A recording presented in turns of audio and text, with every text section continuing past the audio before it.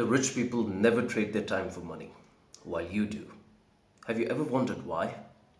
Because the system is built in such a way that it is meant to keep you working so that the rich can keep winning. And until you don't understand this game, you're always going to stay within it. And in order to understand that, you must go to its evolutionary roots.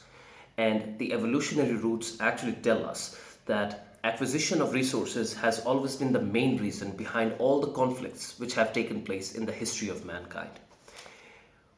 Every individual is trying to gain as many resources as he can because that's the main indicator of prolonging his survival as well as the survival of his offspring. On the other hand, when a community starts forming around a collective purpose, it also starts acting like an individual. It has a collective sense of purposes, it has a collective sense of values, and it has a collective sense of shared interests which are going to ensure the survival of that community. And that's why that community is going to act in a very predictable fashion, and it is just going to act like an individual. So what's going to happen is that that action and that decision making process of that community is going to dictate that how well off it is going to be in terms of its financial well-being and bringing prosperity to its people. Now there are three factors which are directly responsible for the well-being and the prosperity of a community and the level of success that that community is going to achieve in the process. The first one is the mindset. Now we can also call it ambition. The ambition of a community, a nation, or a country, or an individual is going to determine how prosperous are they going to be. Its biggest example can be taken in terms of the Chinese development. Since 1949, they have been working on their Century of Glory project, in which they are trying to regain all the integrity and all the financial loss that they had to endure in that century of humiliation, in which they had to live under the slavery of the British Empire. And One Belt, One Road initiative is the flagship project of that. On the other hand, the Japanese, the way they have actually risen from the ashes like a phoenix, and they have repaired their economy after the catastrophic consequences of the World War II, because they had to endure the worst circumstances in the Hiroshima and Nagasaki cities. So, how they have repaired themselves and how they have actually bounced back is a very prime example of how the mindset and the ambition of a community can help them to come out of the worst of the circumstances and to actually rise again as the most powerful economy in the world. The second most important factor is the ability to take risks for what they believe in. It's the ability to take the pressure. Every community have different pressure thresholds. Every community have different risk aversion capabilities. We can take the example of the Afghanis. Afghanis have this mindset that they never allow anyone from the external community to rule over them. And that's why they have been in war for the last 40 years. Or we can say they have been in the war for the last 150 years. Since the British Empire, they have always resisted the external invasion in each and every form. And that's why they've been in war. But their nature is that they never allow anyone to come from the external territories and to rule over them, because that's not their nature. And that's the pressure handling ability. That is actually their capability to stand for what they believe in. And that's why we can say that their pressure threshold and their risk aversion rate is significant. Now, what you need to understand is that the third and the most important factor is the knowledge, which means that how much that community or that individual that we are talking about is willing to invest in his technology, in his innovation, and in his knowledge that is going to help him to upgrade and to level up.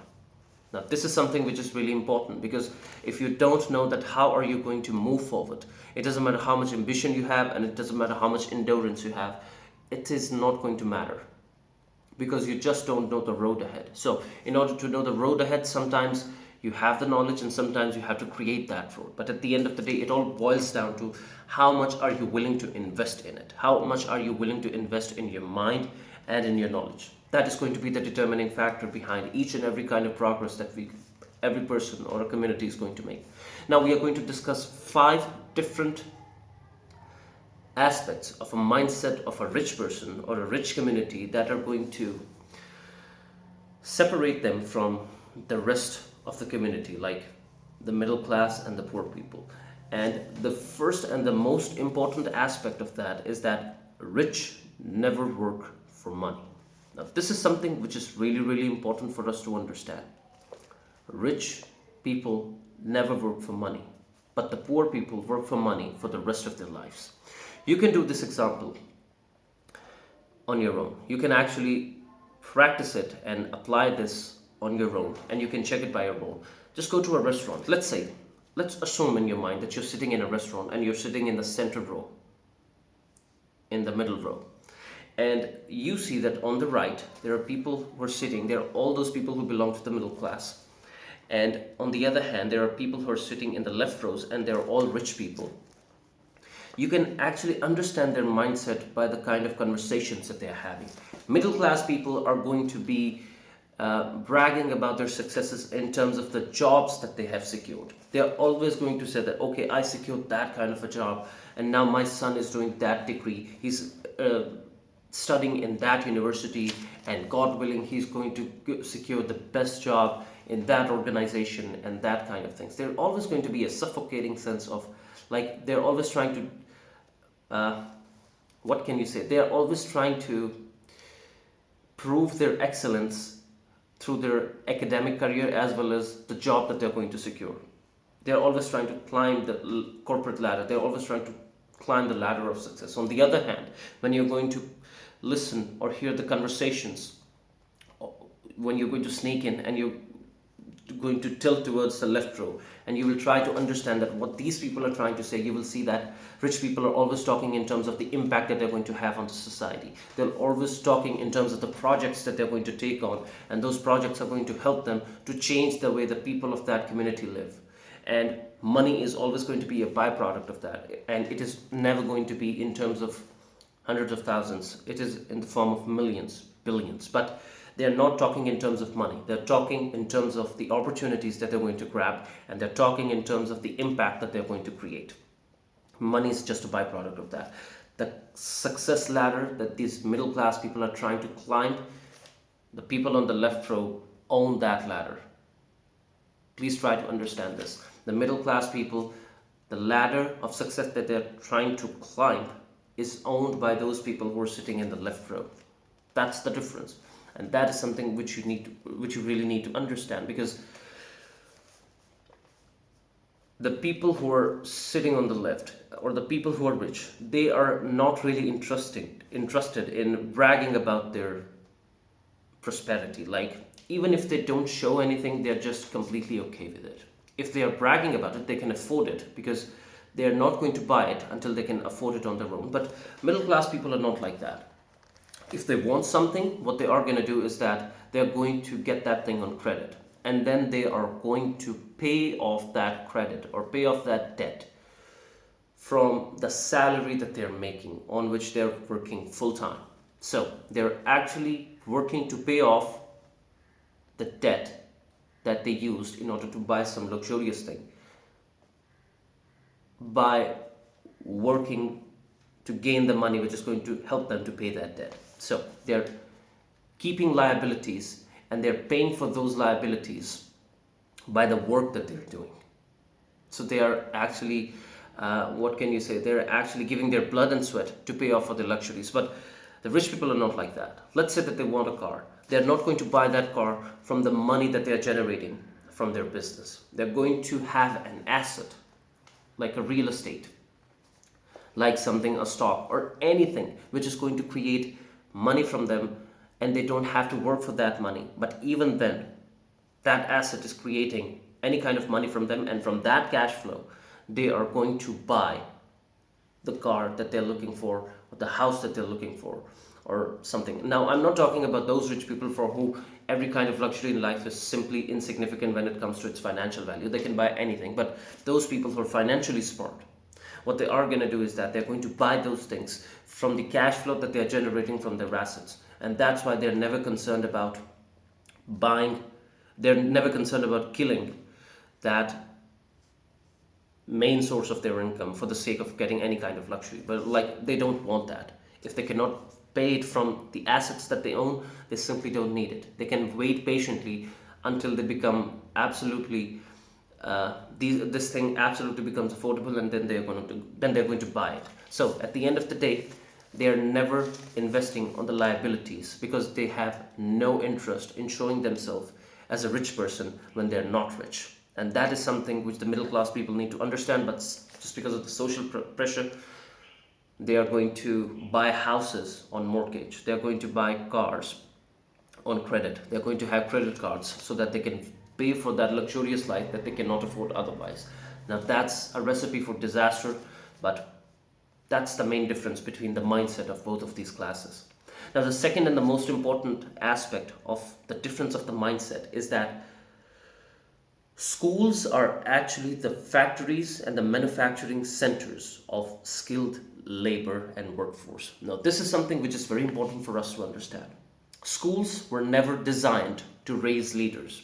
It is a byproduct of the Industrial Revolution, and that is why it is very safe to say that those people who invented this educational system invented it with the intention that a skilled labor force which can be productive and which can create meaningful and exponential results for the capitalists can be created. So at the end of the day, if you're in school, the most important thing that they're going to take away from you is your critical thinking. Your ability to question is going to make you a black sheep. Your ability to ask those questions which can question the established norms in any way is going to make you a target. You're going to be perceived as someone whose future is not very bright. And that's right. If you keep questioning the norms, your future is not very bright in that rat race that everybody is trying to win. But critical thinking can actually give you a lot of different opportunities through which you can create those systems which can change the way that the human beings function for the rest of their life. But not everybody is willing to make that kind of investment. So what happens is that it gives us two different kinds of mindsets. A person who totally puts his belief in the educational system knows that he has to earn a lot of money at the end of every month so that he can sustain the kind of lifestyle that he's living. However, the person who is rich and who is actually not really affected by the financial system that has been set in place for the middle class, he is going to focus on building wealth. Now, there is a difference between earning money and building wealth. When a person says that my salary is $10,000, and it's a very first world example because $10,000 is a very great salary. What he's not telling you is that he has to pay $2,000 for the mortgage, then he has to pay $2,200 for his credit cards, and then he has to pay off his debt, his student loan, which also costs him $2,000. So at the end of the day, he just ends up with $4,000, and that's the money that he has to spend for the rest of the month. And what happens is that most of the times, those people who are doing jobs, because I know a lot of government officials, I have a lot of friends in the government departments, and they're very high profile government officials. But when the end of the month is approaching and they're actually out of money, and some of them, and they're not corrupt, it is going to be really hard for you because you're waiting for the next dose of the salary, because you're waiting for the next dose of that dopamine rush which is going to come when you're going to see that a few pennies are in your bank account. Now, I'm not trying to degrade anyone. If that's the kind of lifestyle that you're absolutely comfortable with, that's completely fine, because the opposite to that is going to bring a lot of stress in your life, and you will have to take a lot of risks, and uncertainty is going to be at your door all the time. So if you're not willing to endure that kind of uncertainty, that's totally up to you, and that's totally fine. But what I'm trying to say is that they're trying to earn the income. On the other hand, the rich people are trying to build wealth, which means that you need to understand that what's the definition of wealth. Wealth means how much money and financial resources do you have, and those resources, if you stop working today, how many months or how many years can you survive with the available money that you have in proportion to the monthly expenses that you have. Which means that if your monthly expenses are $10,000 and you have $10 million in your bank account, so what's going to happen is that you can survive for, let's say, 100 months, which means that you can survive for 8 to 10 years. So that's your wealth. The rich people are trying to build their wealth. They are trying to see that what are their expenses. They're financially intelligent, and that's what we are going to talk about in the next point. They're financially intelligent. They know their expenses. They know how they're going to pay taxes or how they're going to avoid those taxes, and then they know that how to build it. So they're working on the long term. They're not working on that monthly drug that everybody is trying to take. They're working on the long term, and they know what they want. The second most important part, which is the part of the second mindset, is that rich are working on the upgradation and the leveling up of their skills. That's why they're working on the finances. They are actually leveling up their financial skills. They're learning how the system of money works. They're learning how the system of sales works, because sales is the oxygen and the blood of every business. If you don't know how to sell, you simply don't mean how to run a business. They are learning about the human nature. They want to learn that how people make their buying decisions, and then they want to use that knowledge in order to make intelligent decisions about the product development. Now, this is something which can be perceived as evil, but that's the way it is. And at the end of the day, they're using the debt to buy the assets and not the liabilities. If they have a car, they're going to rent that car in order to create some kind of cash flow from it, and that cash flow can then pay for the needs and the desires that they have. But they're not willing to keep that car if they cannot afford it twice. The third most important part is that the difference of the mindset is that the system is actually designed to keep the poor and the middle class in the rat race, because the peasants are needed in order to create an environment in which the rich can keep winning. Like, if there is a rich person, and let's try to understand it in this way. If there's a rich person, or if there's a person who wants to lead, he has a big vision for that big vision, for that big, and he wants to acquire companies. So he needs industry experts. Let's say that he's trying to acquire the pharmaceutical industry. He needs industry experts. He needs very competent chartered accountants. He needs very competent lawyers. He needs a very competent chairman, and that investment group that he's forming, as a result of that, he needs a lot of experts around him so that he can lead them, and he can actually lead them towards a collective purpose. But at the end of the day, what if there are no experts? What if there is no middle class? What if there is nobody is willing to go to the academies? Nobody is willing to go to the business law school? What's going to happen? What's going to happen is that we are going to run out of experts, and these things will never be possible. So the peasants are needed. That's why the system of education is created in such a way that a room for improvement and progress is given to those people who are trying to level up according to the level of risk that they're trying to generate. Remember the three factors that we talked about: the mindset, the pressure taking ability, and the knowledge. Now, according to the pressure taking ability of every individual, they're going to make their own decisions. Now, there are four kinds of occupations in this world.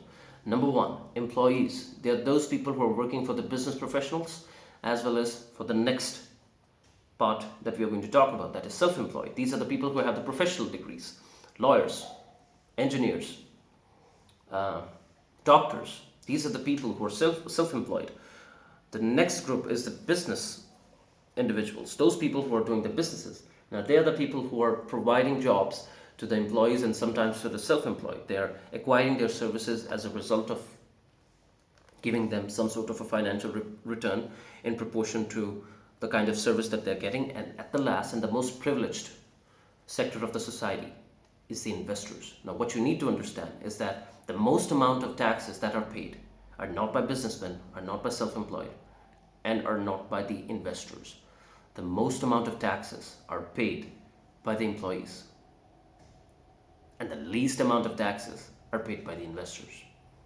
Why? We are going to discuss this in the next point of the mindset, but what you need to understand is that that's how the system works. It is actually designed to keep you in the rat race, and I am not against the system. This is something that you need to understand. If you understand how the system works, system is going to work in your favor. And this system has been in place for the last thousands of years. And it is serving those people who know the dynamics of it. So instead of crying and whining about the system, which is actually holding this entire world together, learn to use it. It is going to benefit you if you do that. And that's why a middle class person should need to understand that it doesn't matter how much money you earn. At the end of the day, you're paying the most amount of taxes. And when you're paying the most amount of taxes, if let's say that you have $100, the kind of impact or the kind of buying power that $100 had